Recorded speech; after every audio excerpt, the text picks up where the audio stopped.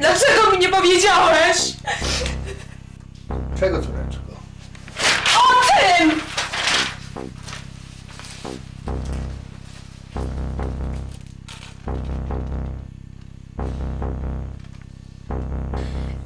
Jak mogliście przez tyle lat ukrywać przede mną prawdę? Dlaczego nie powiedzieliście mi, że jestem adoptowana? Chcieliśmy cię chronić. Chronić? Przed czym?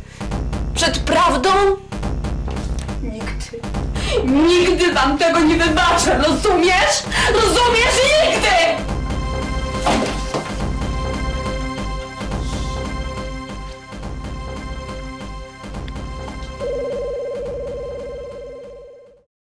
Jak mogłeś przez te wszystkie lata ukrywać prawdę? To nie było tak. 16 lat temu. Mróz na dworze, a koszyk pod drzwiami z wami. Znaleźliśmy. A z nieożałowanej pamięci Teresą zawsze chcieliśmy mieć dzieci. I co? Wykombinowaliśmy dokumenty adopcyjne. Żeby wszystko było tak jak należy, żebyśmy was mogli zatrzymać.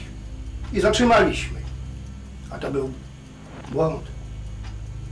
Zauważyłem to, kiedy Agata zatrzymała się w rozwoju w 14 roku życia. I wciąż nie wiem dlaczego. I już się nie dowiesz, tatulku.